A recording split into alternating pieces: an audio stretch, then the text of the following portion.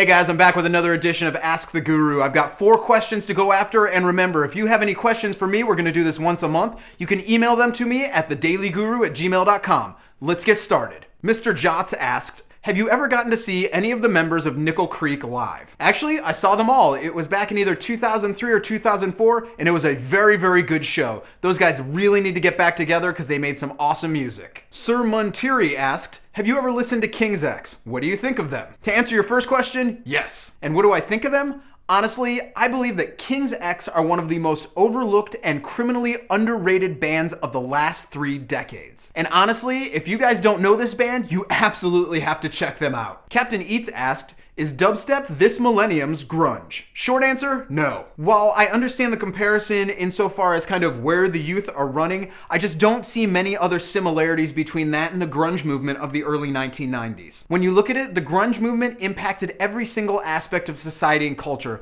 Whether it was fashion, television, you name it, grunge had an influence in that area. And along with that, grunge was able to cross over into the mainstream sound, and outside of a few pockets in Europe, you just don't see that happening with the dubstep sound. And on a side note, in my opinion, grunge actually didn't exist. It was just a term that the music industry wanted to use so they didn't have to admit they were just selling punk again. Because when it comes down to it, what was grunge music? It was loud, aggressive music that was based around power chords and filled with angry, angsty lyrics. The Ramones did that really well. Spin Swim Scream 25 asks, what established artist or act does absolutely nothing for you? Honestly, I had to think about this one for a while because there's 4 or 5 really good contenders, but when it comes down to it, there's one band that rises above all the others. U2. That band does absolutely nothing for me. They are easily the most overrated band of the past 30 years. When you strip down their music to its core elements, it's some of the most bland and uninspiring orchestrations you can find anywhere. Their rhythm section maybe knows 3 different patterns at best,